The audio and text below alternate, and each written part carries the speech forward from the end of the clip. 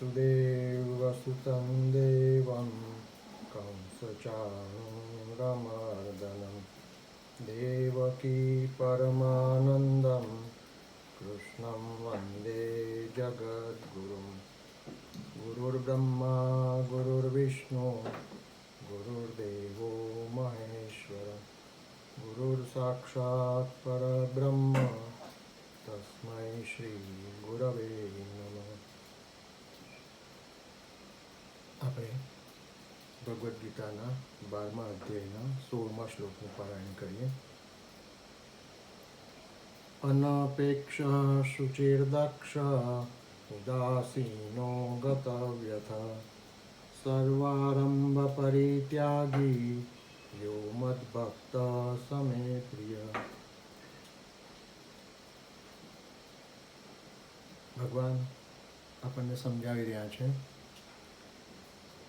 અનપેક્ષ થાઓ,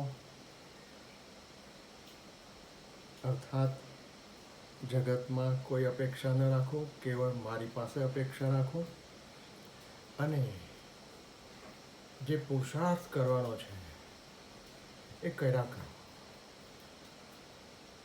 ઈશ્વરની આજ્ઞા છે એ પ્રમાણે પુરુષાર્થ કર્યા કરો. ઈશ્વર પણ મળી જશે, સાધ્ય પણ મળી જશે, સાધનો પણ મળી જશે. આગળ ભગવાન કહે છે શુચિ થાઓ, દક્ષ થાઓ. આ શુચિતા અને દક્ષતા એને આપણે સાથે સાથે સમજવાની કોશિશ કરીએ છીએ. અંદર શુચિ રહેવાનું છે, કેવળ બહાર સ્વચ્છ નથી રહેવાનું, અંદર શુચિ પણ રહેવાનું છે. આપણને સ્વચ્છતા જોઈએ એમ પવિત્રતા પણ જોઈએ. શરીર સ્વચ્છ રાખવું જોઈએ, ઘર સ્વચ્છ રાખવું જોઈએ, નગર સ્વચ્છ રાખવું જોઈએ. અરે આખી સૃષ્ટિ સ્વચ્છ રાખવી જોઈએ. કોઈ પણ પ્રકારનું પ્રદૂષણ નહીં હોવું જોઈએ.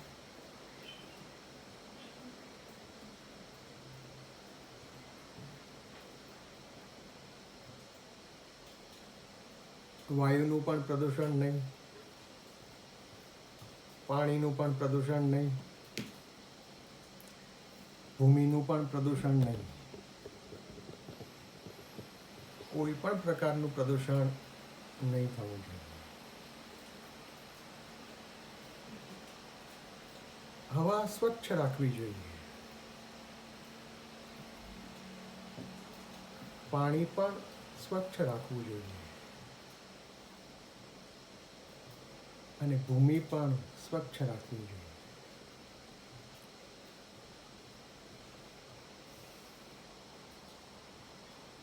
એવી જ રીતે અંદર પવિત્રતા રાખવી જોઈએ. વિચાર જો પવિત્ર રહેશે તો વાણી પણ પવિત્ર રહેશે, વર્તન પણ પવિત્ર રહેશે. વિચાર, વાણી, વર્તન ત્રણેય પવિત્ર હોવા જોઈએ. પવિત્ર વિચાર, પવિત્ર વાણી, પવિત્ર વર્તન. વિચારનું પણ પ્રદૂષણ નહીં હોવું જોઈએ. આડા અવળા વિચારો એ વિચારનું પ્રદૂષણ છે. આડી અવળી વાણી એ વાણીનું પ્રદૂષણ છે. આડું અવળું વર્તન એ વર્તનનું પ્રદૂષણ છે.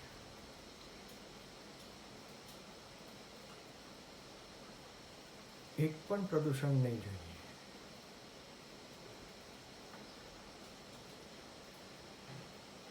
ભાષાનો વિચાર કરીએ તો આપણે સાંભળીને બોલતા શીખીએ છીએ અને વાંચીને લખતા શીખીએ છીએ. તો આડું અવળું સાંભળવું નહીં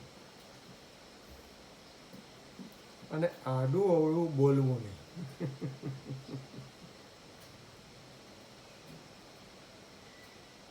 આડું અવળું વાંચવું નહીં અને આડું અવળું લખવું નહીં.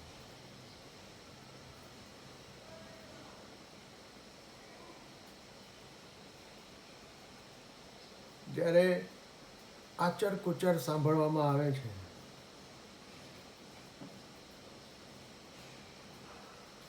ત્યારે પ્રદૂષણ થાય છે. આચર કુચર બોલવામાં આવે છે ત્યારે પ્રદૂષણ થાય છે.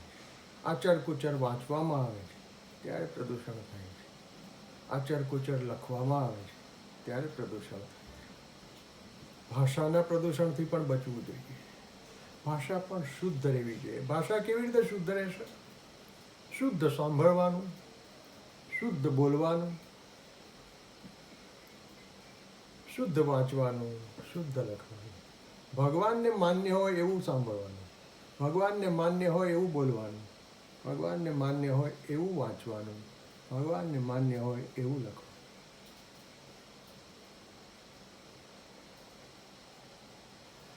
તો બધું પ્રદૂષણ મુક્ત હોવું જોઈએ. બહાર પણ પ્રદૂષણ નહીં, અંદર પણ પ્રદૂષણ નહીં.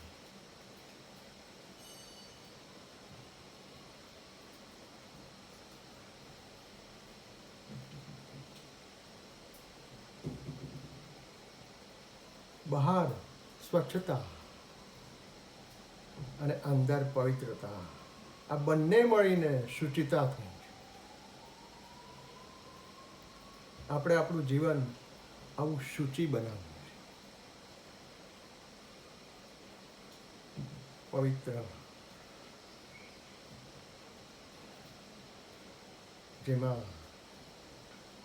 બહારની અને અંદરની પ્રદૂષણ મુક્તિ છે. આવું પ્રદૂષણ મુક્ત જીવન જીવવું છે અને આવું જીવન જ આભૂષણ છે, આવું જીવન જ શણગાર છે અને ભગવાનને આવું જીવન માન્ય છે.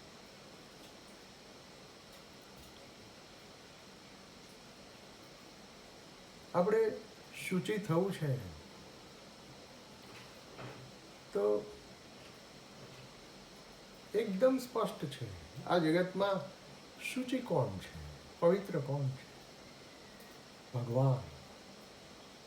ભગવાન પાવનમ પાવનેભ્યોપી છે, પવિત્રથી એ પવિત્ર છે. તો એવા જે ભગવાન છે એના આધારે જ આપણે શુચિ થઈ શકીએ. ભગવાનનું શરણ લીધા વગર કોઈ શુચિ થઈ શકતું નથી.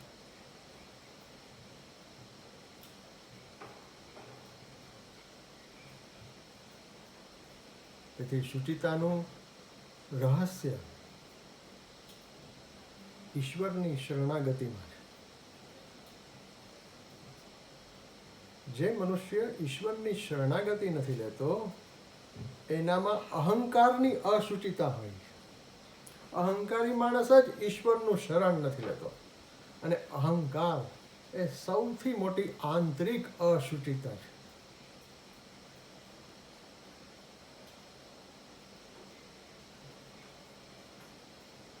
મન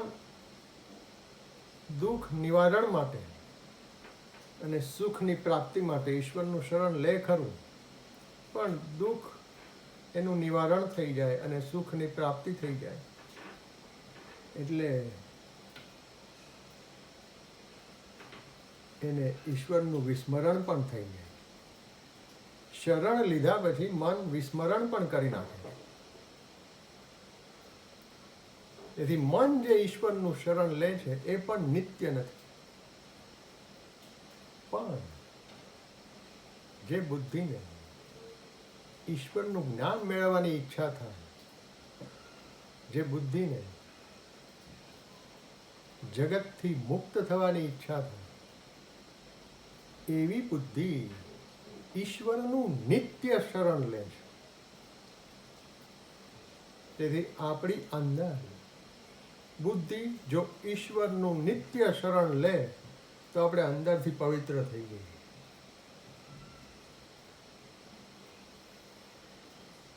અને જે અંદરની પવિત્રતા સુધી પહોંચ્યો છે એ બહાર તો સ્વચ્છતા રાખવાનો જ છે, કેમ કે સ્વચ્છ રાખતા રાખતા પવિત્રતા સુધી પહોંચી શકાય.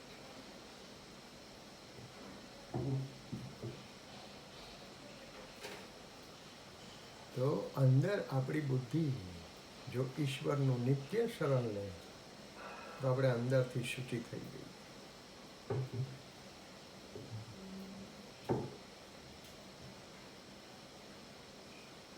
તો એનો અર્થ એ થયો કે પૂર્ણ આસ્તિકતા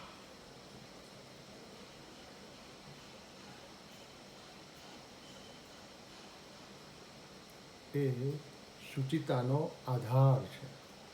પૂર્ણ આસ્તિકતા.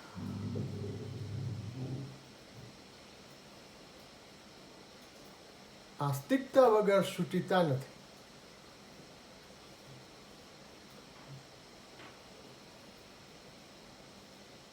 અને આસ્તિકતા પણ કેવી? જે જીવને પૂરેપૂરું શિક્ષણ આપે, પૂરેપૂરી વિદ્યા આપે, પૂરેપૂરું જ્ઞાન આપે, એવી ગતિશીલ આસ્તિકતા.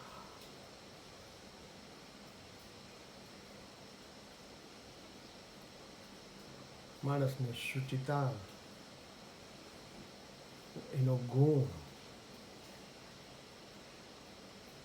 સિદ્ધ કરાવે છે. હવે બહાર આપણે ગયે વખતે જોયું હતું,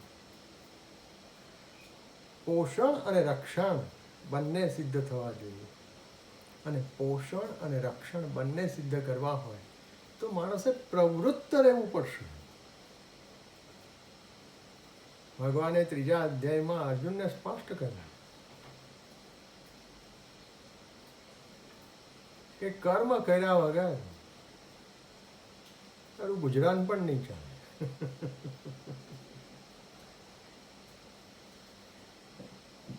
પ્રવૃત્તિ વગર પોષણ કે રક્ષણ સંભવિત નથી.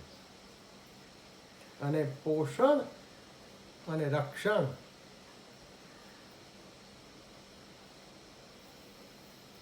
એનો જો વિચાર કરવામાં નહીં આવે તો એ અદક્ષતા હશે.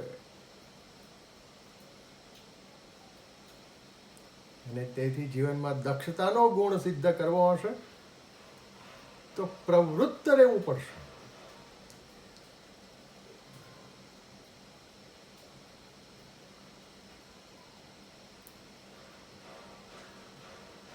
અંદર જે શિક્ષણ મળે છે જીવને, એને લીધે આપણે અંદરથી મુક્ત રહીએ છીએ.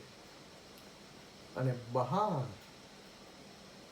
પોષણ અને રક્ષણ મળે છે, એને લીધે આપણે બહાર પણ મુક્ત રહીએ છીએ.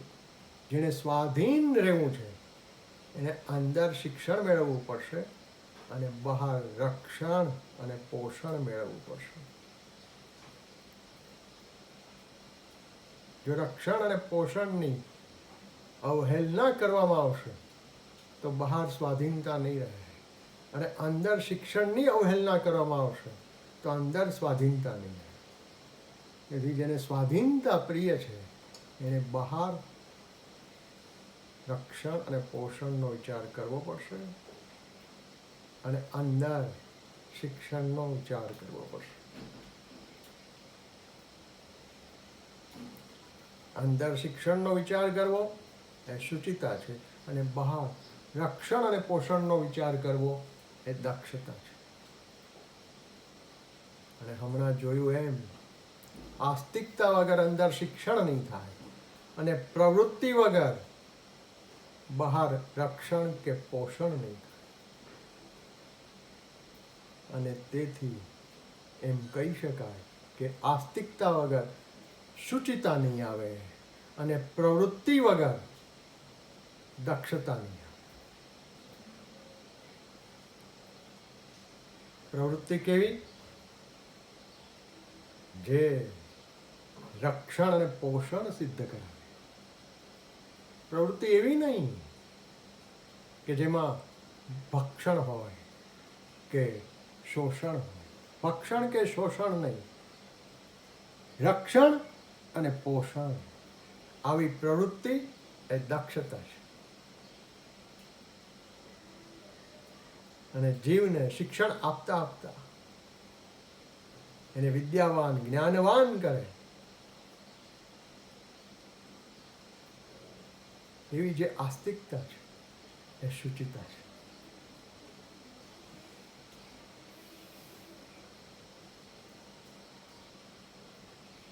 તેથી જીવનમાં નાસ્તિકતા અને નિવૃત્તિવાદ એ બંનેથી દૂર રહેવું જોઈએ.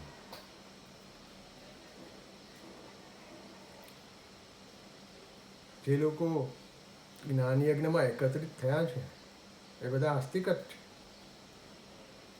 પણ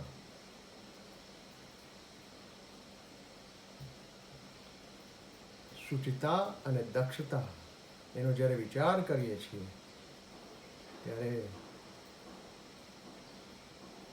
એ વાત સ્પષ્ટ રૂપે કેવી પડે છે કે નાસ્તિકતા એ અશુચિતા છે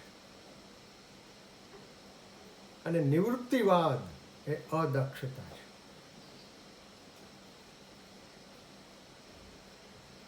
માણસે પોતાનું શ્રેય સિદ્ધ કરવું હશે તો એ આસ્તિકતાના આધારે જ થશે, અને માણસે પોતાનું પ્રેય સિદ્ધ કરવું હશે તો પ્રવૃત્તિથી જ થશે. ધર્મને માન્ય હોય એવી પ્રવૃત્તિથી જ થશે. તેથી અંદર પૂરેપૂરી આસ્તિકતા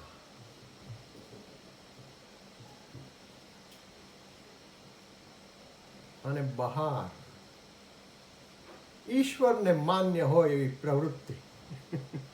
અંદર પૂરેપૂરી આસ્તિકતા અને બહાર ઈશ્વરને માન્ય હોય એવી પ્રવૃત્તિ, આનું નામ કર્મયોગ છે.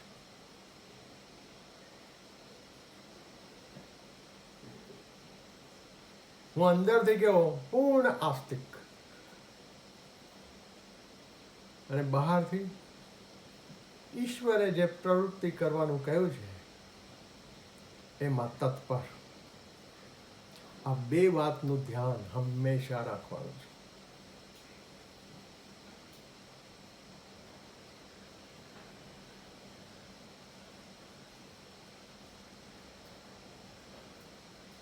ઈશ્વર છે એમ માણસને સમજાવવું પડે છે.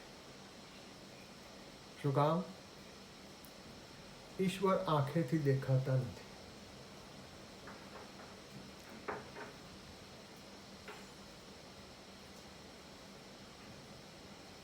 તૈતરીય ઉપનિષદમાં કહ્યું છે યતો વાચો નિવર્તન્તે અપ્રાપ્ય મનસા સહ. વાણી પણ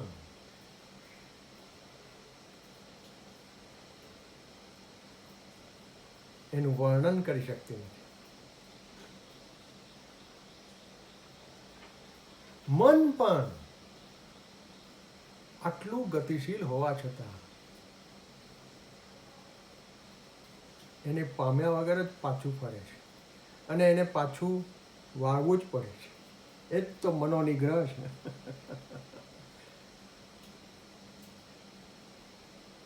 વાણી પણ ઈશ્વરનું વર્ણન કરી શકતી નથી. મન પણ આટલું ગતિશીલ હોવા છતાં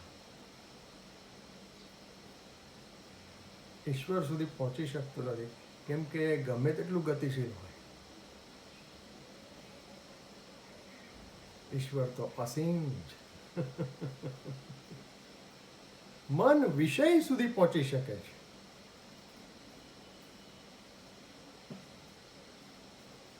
પણ મન એની ગતિથી વાસુદેવ સુધી પહોંચી શકતું નથી.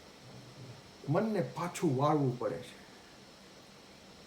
એને સમજાવવું પડે છે કે તું તારી ગતિથી ઈશ્વરને નહીં પામી શકે.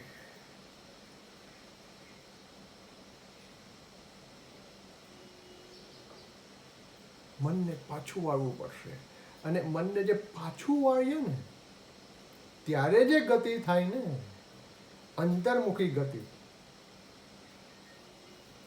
ત્યારે ઈશ્વરની પ્રાપ્તિ થાય. અને ત્યારે ગતિસ્ત્વમ ગતિસ્ત્વમ ત્વમેકા ભવાનિ.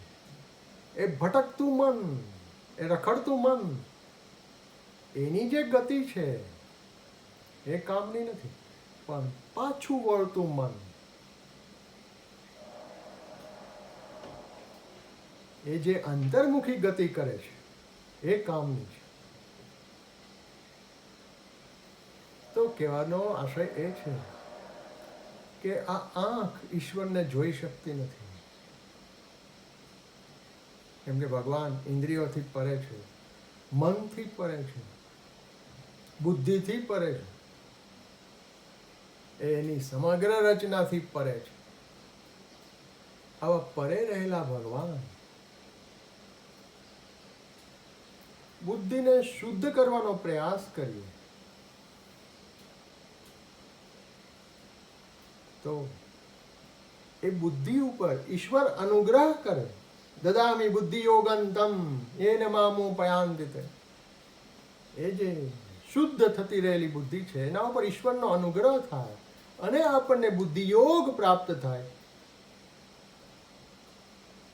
ત્યારે આપણને ઈશ્વરનો યોગ થાય છે, ત્યારે આપણને ઈશ્વરની પ્રાપ્તિ થાય છે.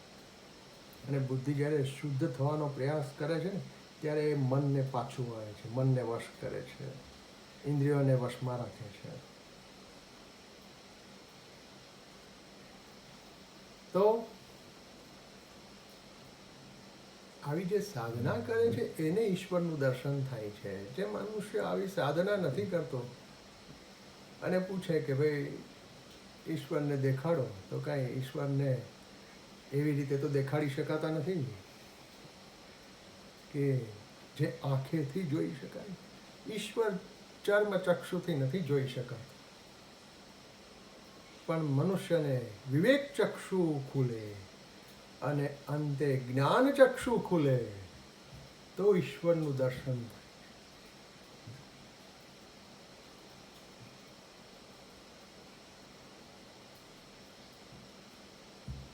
તેથી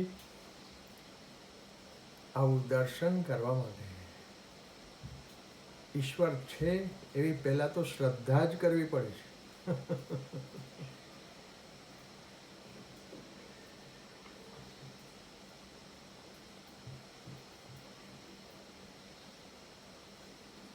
આ ચર્મચક્ષુ એ શું જુએ છે? આ ચર્મચક્ષુ વર્તમાનને જુએ છે. આ ચર્મચક્ષુ ભૂતકાળને કે ભવિષ્યને જોઈ શકતા નથી. ભૂતકાળ અને ભવિષ્યનો વિચાર કરવો હોય તો વિવેક ચક્ષુ જોઈએ.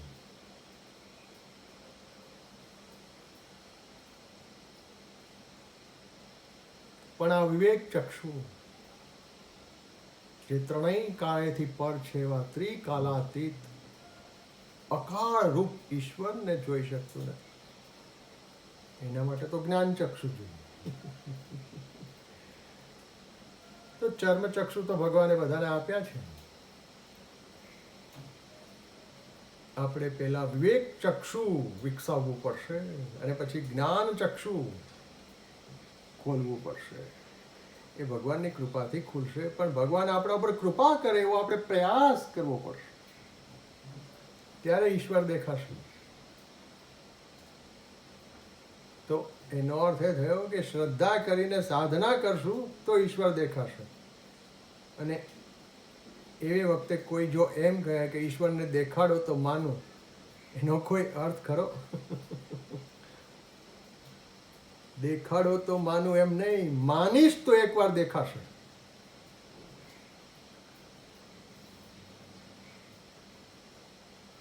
ઈશ્વર છે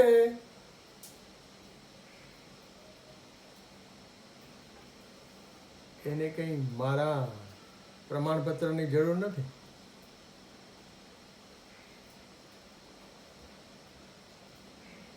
તેથી દેખાડો તો માનું એવું ન ચાલે. માનીશ તો એકવાર દેખાશે. શ્રદ્ધાવાન લભતે જ્ઞાનમ. શ્રદ્ધા કરીશ તો જ્ઞાન થશે. શ્રદ્ધા કર, તત્પર થા, જીતેન્દ્રિય રહે તો એકવાર જ્ઞાન થઈ જશે. શ્રદ્ધાવાન લભતે જ્ઞાનમ તત્પર સંયતેન્દ્રિય. નદી સાગર તરફ વહે છે. નદીની દિશા કઈ છે? સાગરની. આ એની શ્રદ્ધા છે. નદી ઊભી નથી રહેતી, એ વહેતી રહે છે. આ એની તત્પરતા છે. અને નદી એ બે કિનારાની મર્યાદા પાડે છે, સંયમિત છે. આ એની જીતેન્દ્રિયતા છે. આપણે પણ આવા શ્રદ્ધા, તત્પરતા અને જીતેન્દ્રિયતા વાળા થઈએ તો આપણને ઈશ્વરનું જ્ઞાન થશે. નદી સાગર તરફ દિશા રાખી વહેતી રહે છે, બે કિનારાની મર્યાદા પાડે તો એકવાર એને સાગર મળી જાય છે. એમ આપણે પણ ઈશ્વરમાં શ્રદ્ધા રાખીએ, એટલે કે ઈશ્વર તરફ પ્રયત્ન કરતા રહીશું, તત્પર રહીશું અને જીવનમાં સંયમિત રહીશું, આપણે પણ એકવાર ઈશ્વરને પામી જશું. નદીનું જીવન અને ભક્તનું જીવન બિલકુલ સરખું છે. એટલે તો મુંડક ઉપનિષદમાં પણ કહેવામાં આવ્યું કે જેવી રીતે બધી નદીઓ નામરૂપ છોડીને સાગરમાં વિલીન થઈ જાય છે, એમ બધા ભક્તો નામરૂપ ત્યજીને ઈશ્વરમાં વિલીન થઈ જાય. તો ઈશ્વરને દેખાડો તો માનું એ બાલિશ થાય. ઈશ્વરને માનીશ તો એકવાર ઈશ્વર દેખાશે.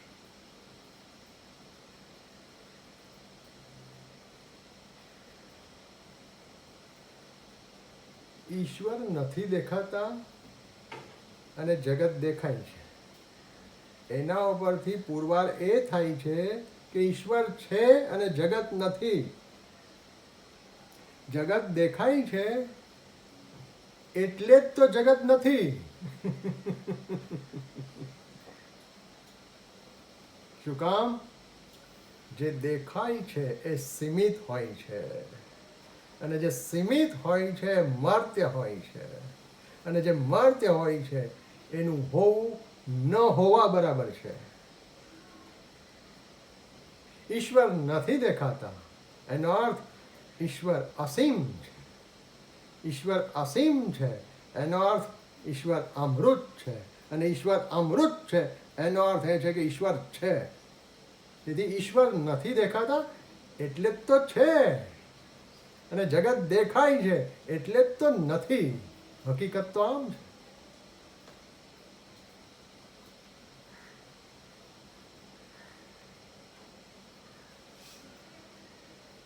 આકાશમાં મેઘધનુષ્ય રચાય એ બધા ભેગા થઈ જાય, જોવા લાગે, પણ થોડી વારમાં મેઘધનુષ્ય ગાયબ થઈ જાય.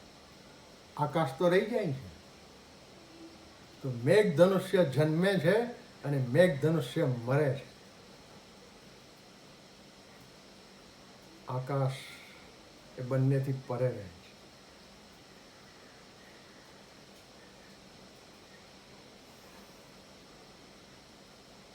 એવી જ રીતે આ દેખાતું અને અંતે નષ્ટ થઈ જતું જગત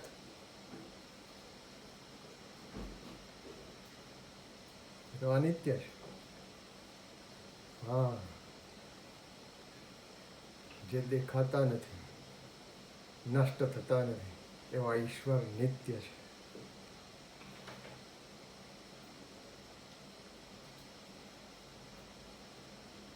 યાદ રાખો, કાર્ય દેખાતું હોય છે, કારણ ગુપ્ત રહી જતું હોય છે. અને કારણ વગર કાર્ય થતું નથી. કાર્ય દેખાય છે એટલે સમજી લો કે એ નથી, અને કારણ નથી દેખાતું એટલે સમજી લો કે એ છે. તેથી ઈશ્વરના અસ્તિત્વનો સ્વીકાર કરવો એ બુદ્ધિશાળી માણસનું કામ છે. અને એનો સ્વીકાર કરવો એ પોતા ઉપરનો ઉપકાર છે, ઈશ્વર ઉપરનો ઉપકાર નથી.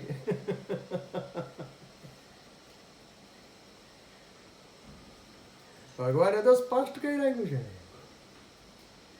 બીજા અધ્યાયના 66મા 66 શ્લોકમાં, નાસ્તિ બુદ્ધિરયુક્તસ્ય. જે મારી સાથે જોડાયો નથી એને બુદ્ધિ જ નથી, એમ સમજો.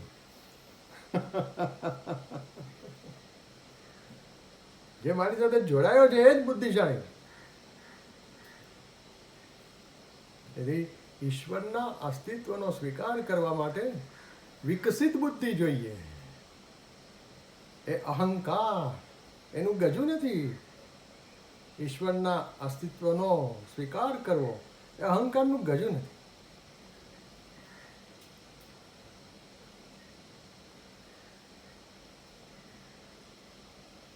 અને મન તો સ્વાર્થી છે.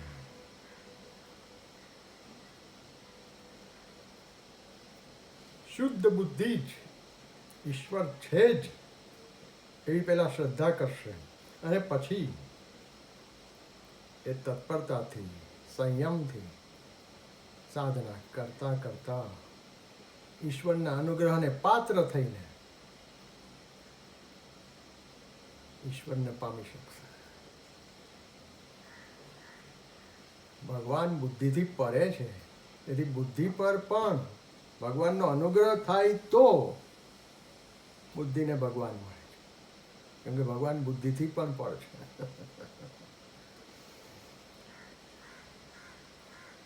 કઠોપનિષદમાં કહ્યું છે કે પહેલા તો ઈશ્વર છે જ એવી શ્રદ્ધાથી જ ઉપલબ્ધિ કરી લો. આ અસ્તિત્વની ઉપલબ્ધિ છે. અને પછી ભગવાન કૃપા કરે ત્યારે તત્વની ઉપલબ્ધિ થાય. ત્યારે માણસ ઈશ્વર સાથે તદરૂપ થઈ જાય. તો ઈશ્વર છે એ વાત જેની દૃઢ છે, અંદરથી જે માણસ પૂરેપૂરો આસ્તિક છે, એ માણસ દિન પ્રતિદિન અંદરથી શુચિ થતો જાય છે. અને એ જે ઈશ્વર છે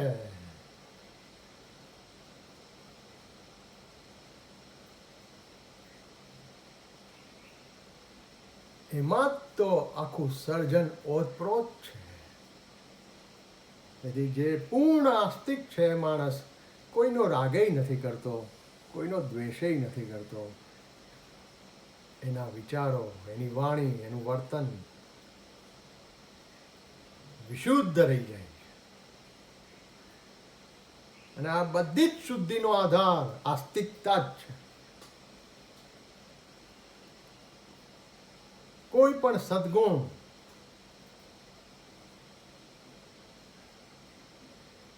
જે સ્વાભાવિક છે અને તેથી નિત્ય છે, ટકાઉ છે, એનો આધાર આસ્તિકતા જ છે.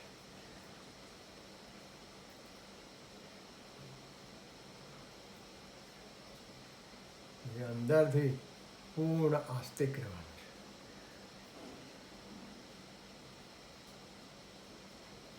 પૂર્ણ આસ્તિક રહ્યા તો અહંકાર નષ્ટ થઈ જશે, મન વશ થઈ જશે અને બુદ્ધિ તેજ થઈ જશે.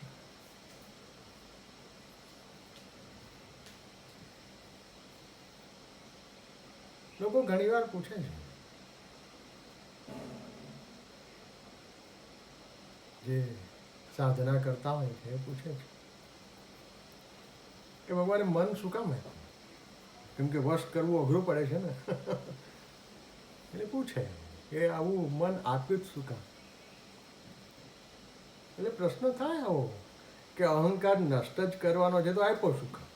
મન વશ જ કરવાનું છે તો આપ્યું શું કામ?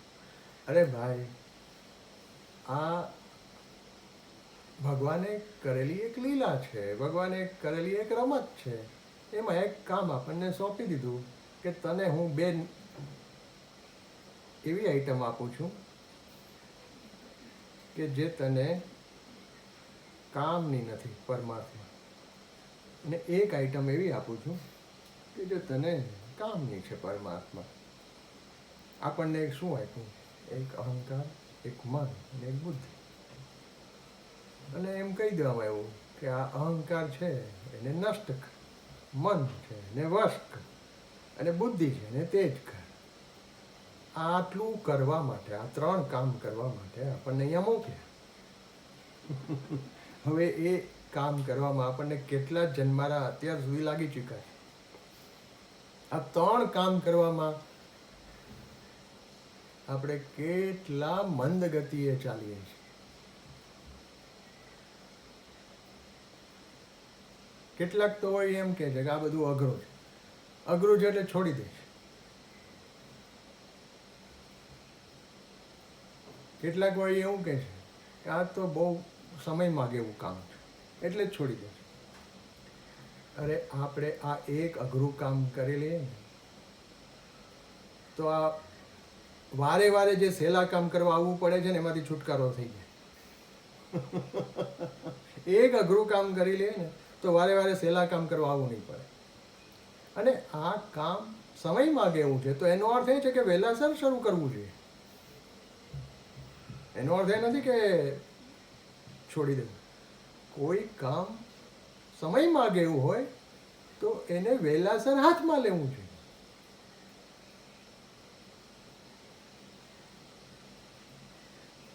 તેથી આપણે આ કામ જાગ્યા ત્યાંથી સવાર સમજીને હાથમાં લેવું જોઈએ. અહંકાર નષ્ટ, મન વશ, બુદ્ધિ તેજ. જો આપણે અંદરથી પૂર્ણ આસ્તિક થશું તો આ 3 કામ થઈ શકશે. અને આ જગતમાં ઈશ્વરની સત્તા છે, મારી સત્તા નથી. અહંકાર નષ્ટ. એક પૂર્ણ આસ્તિક માણસ અહંકારી હોય જ શકતો નથી. એ પોતાને કોઈનો શાસક માની જ શકતો નથી. હું કોઈનો શાસક નથી. એવી જ રીતે મારો પણ કોઈ શાસક નથી. કેમ કે ઈશ્વર જ સૌના શાસક છે. તેથી હું કોઈનો રાજા નથી અને બીજો પણ મારો રાજા નથી. હું કોઈનો ગુલામ નથી, બીજો પણ મારો ગુલામ નથી.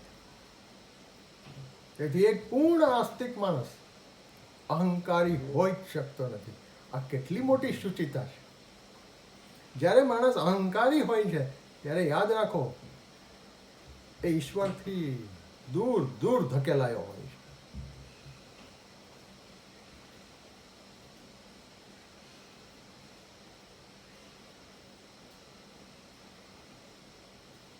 અને જે માણસ પૂર્ણ આસ્તિક છે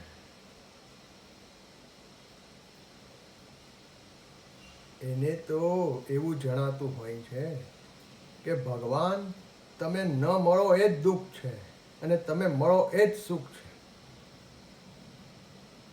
તેથી મને તો તમે મળો એ જ ઈચ્છા છે. તો પરમાર્થ જ જેનો સ્વાર્થ થઈ ગયો છે, જેને ઈશ્વર જ જોઈએ છે, એ વ્યવહારમાં કોઈની આગળ સ્વાર્થી થઈને વ્યવહાર કરતો નથી. એ મતલબી હોતો નથી, તકવાદી હોતો નથી, એ ચાલબાજ હોતો નથી, એ પ્રપંચી હોતો નથી, એ કપટી હોતો નથી. કેમ કે ઈશ્વર સિવાય કાંઈ જોઈતું નથી તો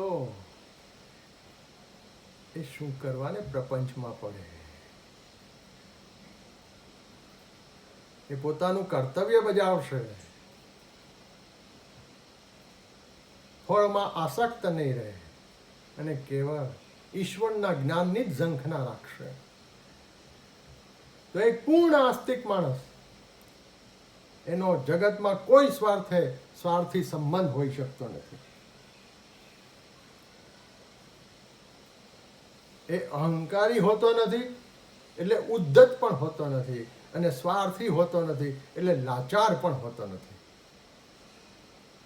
એ ઉદ્ધત પણ નથી, લાચાર પણ નથી, પણ વિનયી હોય. એ જે ભગવાન છે એ સૌની અંદર વસેલા છે. તેથી એ બધાની સાથે વિનયથી વર્તે છે. એટલે તો આપણી નમસ્કારની જે પદ્ધતિ છે શું બતાવે છે કે સૌની અંદર જે ઈશ્વર રહેલા છે એને હું નમન કરું છું. તેથી હું કોઈની સાથે ઉદ્ધત પણ નથી, લાચાર પણ નથી, પણ બધાની સાથે વિનયી છું. અને એટલે જ કહેવામાં આવ્યું વિદ્યા વિનયેન શોભતે. જેને ખરું જ્ઞાન થાય છે એ વિનયી હોય છે, એ અવિનયી નથી હોતા, ઉદ્ધત પણ નહીં, લાચાર પણ નહીં.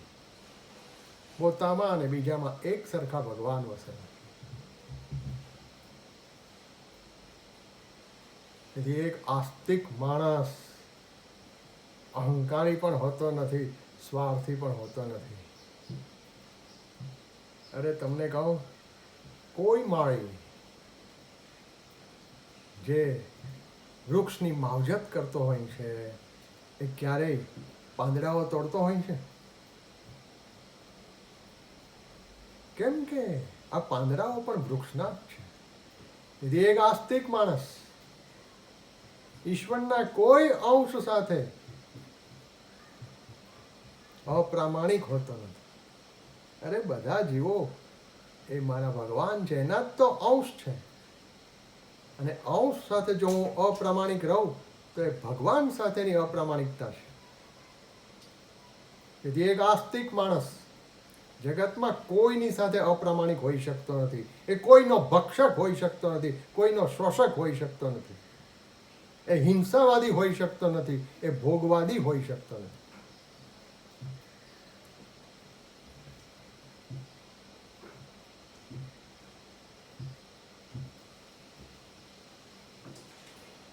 આવો છે આસ્તિક માણસ છે. એને અહંકારની અશુદ્ધિ પણ કાઢી નાખી છે અને મનની અશુદ્ધિ પણ કાઢી નાખી છે અને એની અંદર શુદ્ધ બુદ્ધિ વિદ્યમાન છે.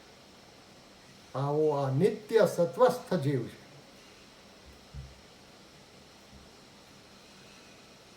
કહેવાનો આશય એ છે કે શુચિતા કેવી રીતે આવશે?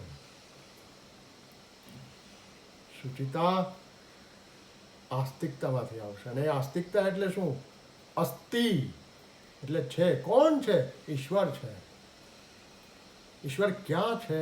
ઈશ્વર સર્વત્ર છે, સદૈવ છે. એવું કોઈ સ્થાન નથી જ્યાં ઈશ્વરનું અસ્તિત્વ ન હોય, અને એવી કોઈ ક્ષણ નથી જેમાં ઈશ્વરનું અસ્તિત્વ ન હોય. ઈશ્વર હર સ્થળે હર ક્ષણે નિત્ય અસ્તિત્વ ધરાવે છે. જે સર્વત્ર અને સદૈવ અસ્તિત્વ ધરાવે છે, તો હું ક્યાં અપ્રામાણિક થાઉં? ક્યારે અપ્રામાણિક થાઉં? એવો કોઈ દેશ, એવો કોઈ કાળ બચી જ શકતો નથી જ્યારે આપણે અપ્રામાણિક થઈ શકીએ. કોઈ સ્થળ એવું નથી જ્યાં ઈશ્વર ન હોય, કોઈ સમય એવો નથી જ્યાં ઈશ્વર ન હોય. તો કોઈ સ્થળે કોઈ સમયે આપણે અપ્રામાણિક ન થઈ શકીએ. આ પૂર્ણ આસ્તિકતા છે.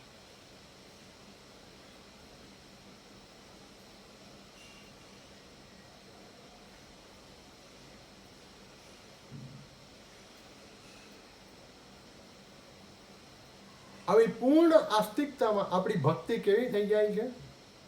આપણી ભક્તિ પણ હર સ્થળે થાય છે, હર પળે થાય છે. આપણી ભક્તિ પણ સર્વત્ર થાય છે, સદૈવ થાય. ઈશ્વર સર્વત્ર છે તો આપણી ભક્તિ પણ સર્વત્ર છે, અને તો પછી આ ભક્ત પણ સર્વત્ર છે. ઈશ્વર સદૈવ છે તો આ ભક્તિ પણ સદૈવ છે, અને તો પછી આ ભક્ત પણ સદૈવ છે. આ જ શાશ્વતતા છે. આ આસ્તિકતાનો અર્થ છે.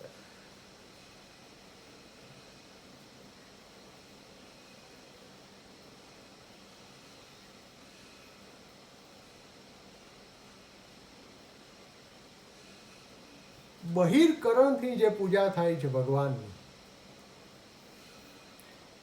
એ કોઈ સ્થળે અને કોઈ સમયે થઈ શકે. ભગવાનને ફૂલ ધરાવવાનું છે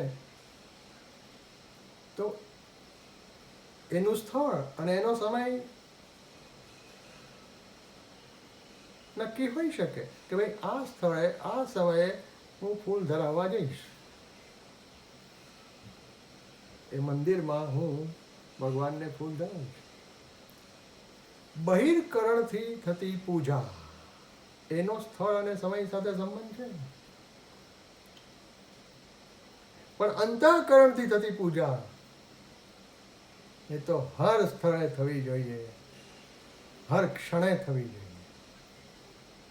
એ દેશથી પરે અને કાળથી પરે હોવી જોઈએ. આ પૂર્ણ આસ્તિકતા છે.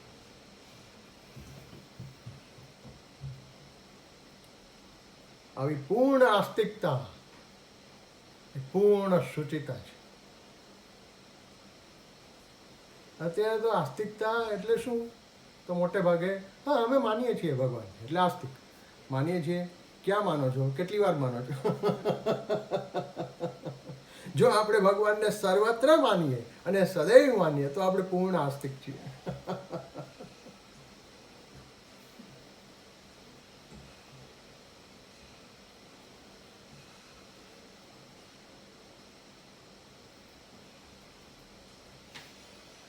આવા આપણે આસ્તિક થવા.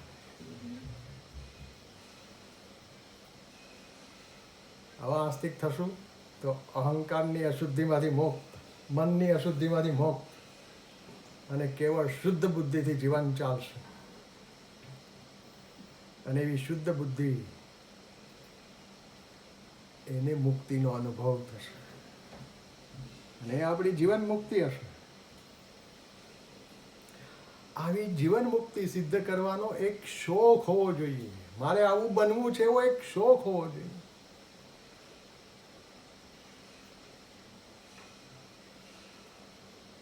સાધનાને જ શોખ બનાવી દેવો જોઈએ. તો અંદર આસ્તિકતાથી આપણે શુચિ થઈએ છીએ અને બહાર ઈશ્વરને માન્ય હોય એવી પ્રવૃત્તિથી આપણે દક્ષ થઈએ છીએ.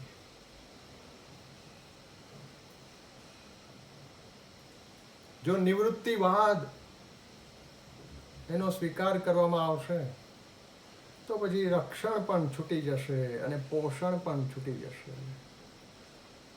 અને રક્ષણ અને પોષણ છૂટી જશે તો બાહ્ય પરાધીનતા આવી જશે.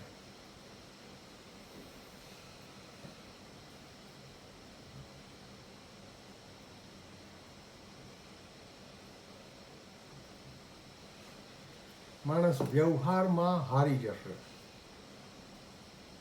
માણસે વ્યવહારમાં હારવું ન હોય તો રક્ષણ અને પોષણની અવહેલના ન કરવી અને એટલા માટે ઈશ્વરને માન્ય હોય એવી પ્રવૃત્તિની અવહેલના ન કરવી.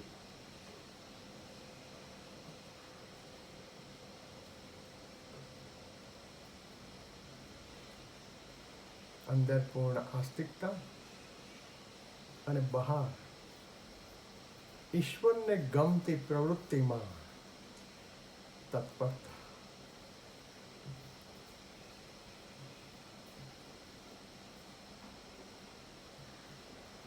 આવું થયું તો શુચિતા અને દક્ષતા બંને સિદ્ધ થઈ ગયા. આપણે એવું શુચિ રહેવું છે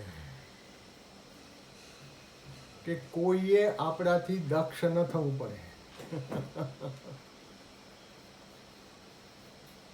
આ જગતમાં કોઈએ આપણાથી સાવધાન ન થવું પડે એવું આપણે શુચિ રહેવું જોઈએ.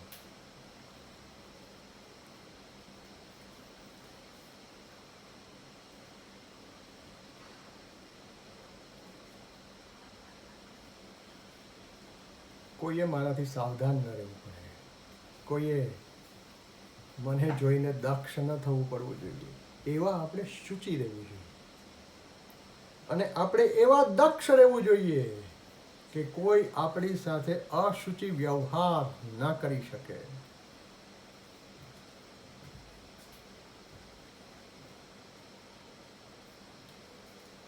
શુચિ એવા રહેવું કે કોઈએ આપણાથી દક્ષ ન થવું પડે. અને દક્ષ એવા રહેવું કે કોઈ આપણી સાથે અશુચિ વ્યવહાર ન કરી શકે.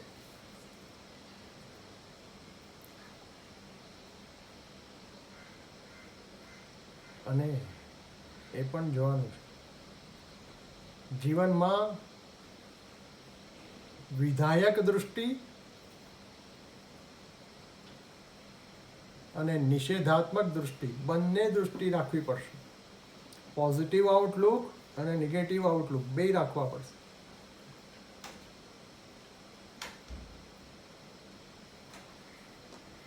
શુચિ થવા માટે પોઝિટિવ આઉટલુક રાખવો પડશે અને દક્ષ થવા માટે નેગેટિવ આઉટલુક રાખવો પડશે. આપણે ભગવદ્ ગીતા ખોલીએ એ આપણને શુચિ કરે એટલે એમાં પૂરી શ્રદ્ધા રાખવી પડશે. આ પોઝિટિવ આઉટલુક છે. અર્જુન ભગવાનને કહે છે, ભગવાન તમે જે કંઈ કહી રહ્યા છો એ સઘળું સત્ય છે.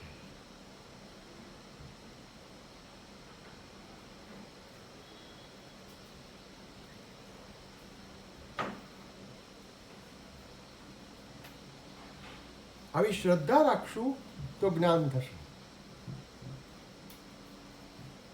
આ શુચિતા છે.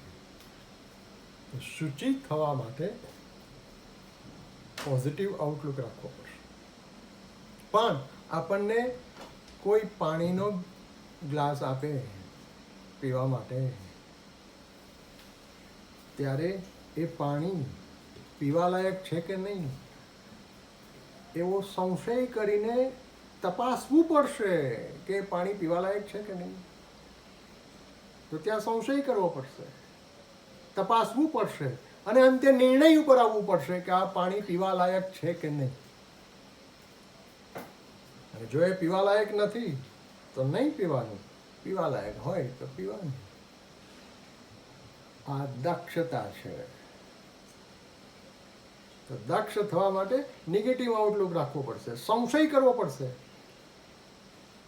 પછી વિવેક કરવો પડશે, નિર્ણય ઉપર આવવું પડશે, યોગ્ય નિર્ણય પર આવવું પડશે કે વસ્તુ સ્વીકારવા યોગ્ય છે કે નહીં. તો આપણે પોઝિટિવ આઉટલુકથી શુચિ થઈ શકીએ છીએ અને નેગેટિવ આઉટલુકથી દક્ષ રહી શકીએ છીએ.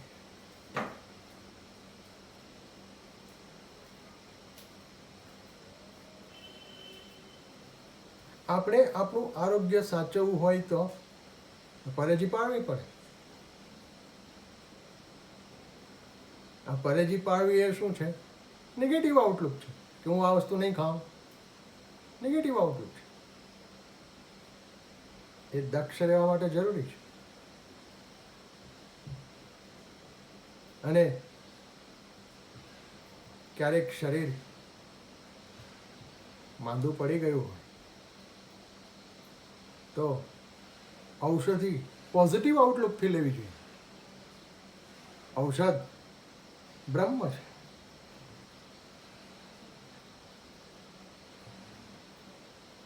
તો ઔષધ લેતી વખતે પોઝિટિવ આઉટલુક રાખવો જોઈએ. એનાથી આપણે સાજા થઈએ છીએ. પ્રિવેન્શન માટે નેગેટિવ આઉટલુક રાખવો પડે છે અને ક્યોર માટે પોઝિટિવ આઉટલુક રાખવો પડે છે. રોગની રોકથામ કરવી હોય તો નેગેટિવ આઉટલુક રાખવો પડે છે. મારે ધ્યાન રાખવું પડે.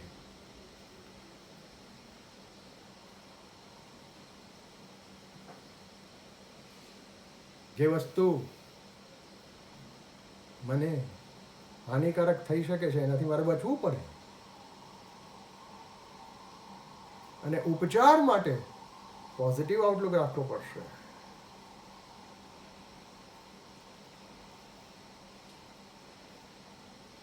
ભગવાન મને સાજો કરશે જ. ઔષધમાં પણ ભગવાન જોઈને ઔષધ લેવું જોઈએ. તો શુચિતા માટે પોઝિટિવ આઉટલુક રાખવો પડશે. અને દક્ષતા માટે નેગેટિવ આઉટલુક રાખવો પડશે.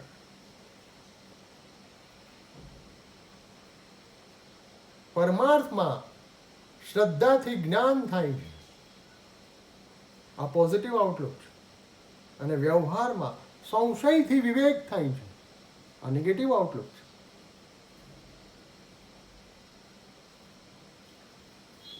પરમાર્થમાં શ્રદ્ધાથી જ્ઞાન થાય છે, એ શુચિતા છે. અને વ્યવહારમાં સંશયથી વિવેક થાય છે, એ દક્ષતા છે. અને જીવનમાં બંનેને સ્થાન આપવું પડશે.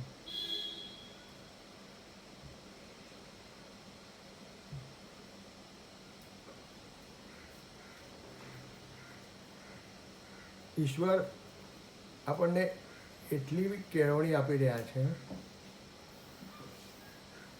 મને તો ઘણી વાર એવું લાગે છે કે ભગવાન તમે આટલી બધી કેળવણી આપી રહ્યા છો, એનો અર્થ એ છે કે હું કેટલો કેળવાયા વગરનો છું.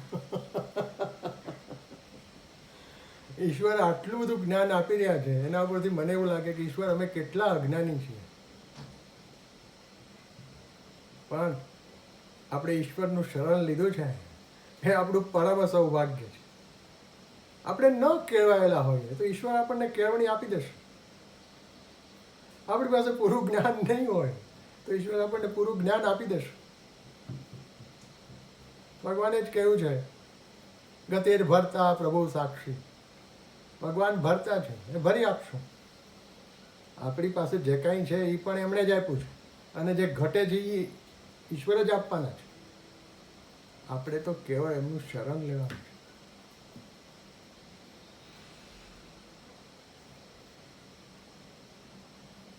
એ છે એવું શરણ લીધું, પૂર્ણ આસ્તિક થયા, એટલે અંદર શુચિ થયા, અને એમની આજ્ઞામાં રહીને પ્રવૃત્તિ કરીએ એટલે દક્ષ થયા. બસ આ જ તો કેળવણી છે. આ જ અસત્યમાંથી સત્યમાં જવાની યાત્રા છે, અજ્ઞાનમાંથી જ્ઞાનમાં જવાની યાત્રા છે, અને મૃત્યુમાંથી અમૃતમાં જવાની યાત્રા છે. આ જ તીર્થયાત્રા છે. આવી તીર્થયાત્રા કરવા માટે આપણે અહીંયા આવ્યા છીએ.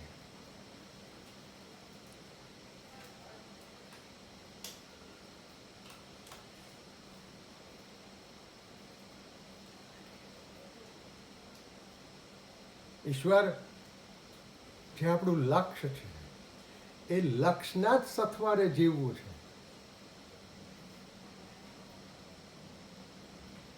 એ લક્ષ્યના સથવારે જીવવું એટલે શું?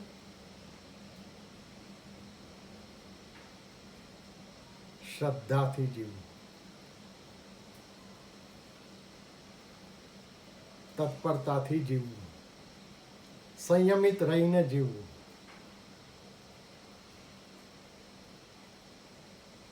આવી રીતનું જે જીવે છે એને ઈશ્વર લક્ષ્ય રૂપે પ્રાપ્ત થઈ જાય છે. અને આ જગતમાં ઈશ્વર કેવા છે?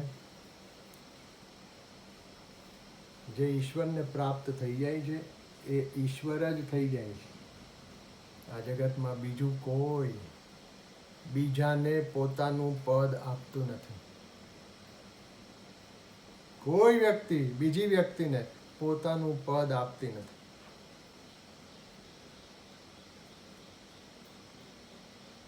કેમ કે જગતમાં પૂર્ણતા નથી. ઈશ્વર તો પૂર્ણ છે. તેથી ઈશ્વર શું કરે છે? જે ઈશ્વરને પામે છે એને ઈશ્વર જ બનાવી દે છે, પૂર્ણતાની પ્રાપ્તિ કરાવી દે છે. જગતમાં સ્પર્ધા હોય છે. તેથી કોઈ મારા કરતાં ચડિયાતું ન થઈ જાય, મારી જેવું ન થઈ જાય, આવી માણસને ઈચ્છા રહે છે. પણ જે મનુષ્યો દૈવી છે એ આવી સ્પર્ધામાં રહેતા નથી.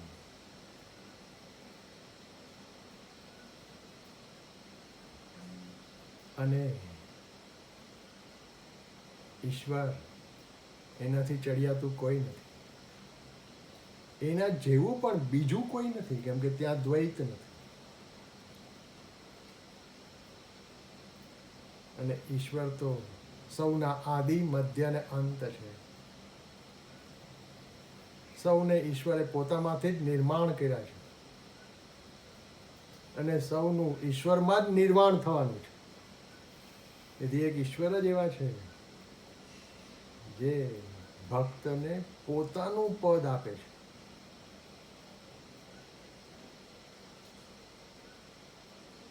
તો જે આપણને પોતાનું પદ આપે છે એવા જે ઈશ્વર છે એના અસ્તિત્વનો જ વિચાર કરીને જીવવું છે. શ્રદ્ધાથી, તત્પરતાથી અને સંયમિત રહીને જીવવું છે અને એ જે અસ્તિત્વ છે એનો જ સાક્ષાત્કાર કરવો છે. આવી જે આ આસ્તિકતા છે એ આપણે અંદર ઠાંસીને ભાગી છે. અંદર પૂર્ણ આસ્તિકતા અને બહાર ઈશ્વરની આજ્ઞા પ્રમાણે પ્રવૃત્તિ, આ બે વાત જેણે સિદ્ધ કરી લીધી છે એ કર્મયોગી છે અને નમસ્કારને પાત્ર છે.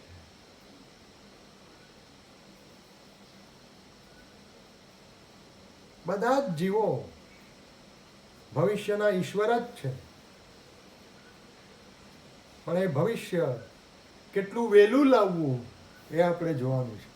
એક સમય એવો આવવો જોઈએ કે મનુષ્ય વર્તમાનમાં ઈશ્વર રૂપ થયેલો હોવો જોઈએ. સૌના જીવનમાં આવી સ્થિતિ આવે